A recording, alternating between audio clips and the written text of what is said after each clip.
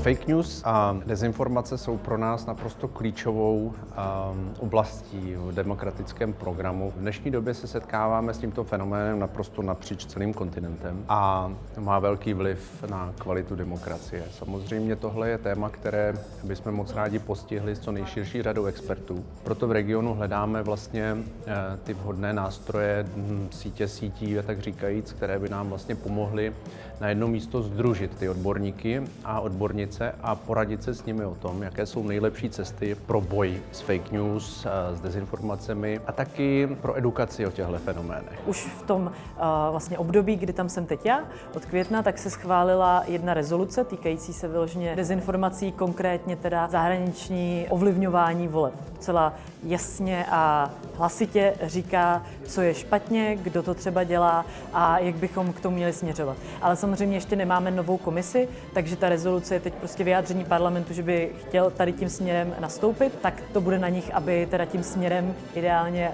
šli. Je hrozně důležitý si uvědomit, že se teda pohybujeme v tom online prostředí a že je tam třeba i využívat ty nové technologie, nejenom aby nám právě určovali, co si máme myslet, ale byli vlastně i naším sluhou, jak říká, jako internet je výborný sluha a špatný pán. Takže třeba tyhle nástroje přes ty technologie si myslím, že jsou budoucnost. Myslím, že sa už podarilo všetkým správne pochopiť a správne definovať, čo sú dezinformácie.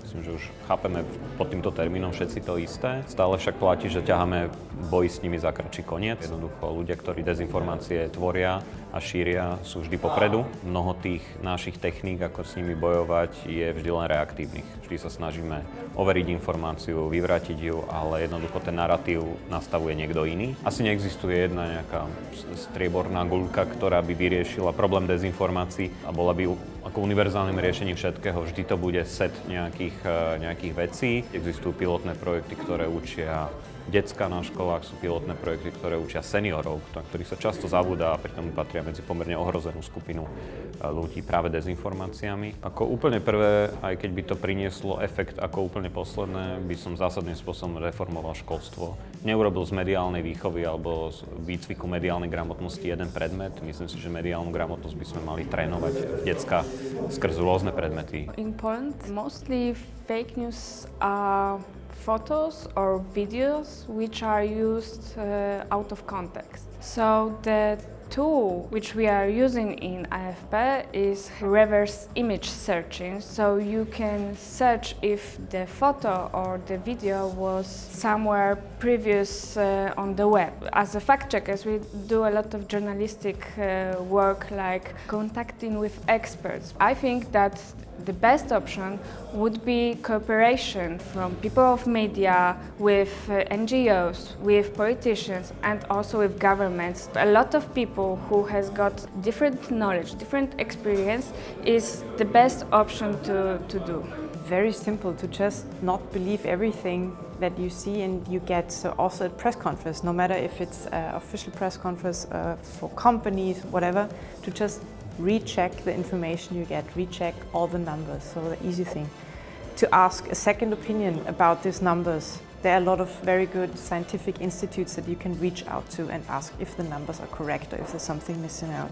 So basically do the basic work of a journalist. And if you're really confronted with fake news, to be very quick with uncovering fake news. So not wait 3 weeks. If it's possible, do it the day or the next day and say that the information that circled yesterday was wrong because we rechecked and we saw it's this, to be very fast when a topic is hot. What we are mostly interested in our lab is why sometimes, as children, adolescents or young adults, we make systematic errors in some context. And so within this context, we started to be interested in fake news and why, from a brain perspective, it is difficult to resist and to discriminate between true and fake news. We did basically create some tools for debunking reasoning biases. And we know that, for instance, if you're within a reasoning task and I give you the logical principle to use in that task, it doesn't work. It makes no difference. If, on the other hand, I make you aware of the biases that leads you to reason badly in that context, that is way more effective. So it's basically kind of a metacognitive approach to the problem of reasoning, and we're trying to apply that to fake news, like saying, well, fake news is a very complex problem, and if we want to tackle it, we need a complex solution. And complex solution is making you aware of the biases that lead you to believe in this news, basically, as other to other news.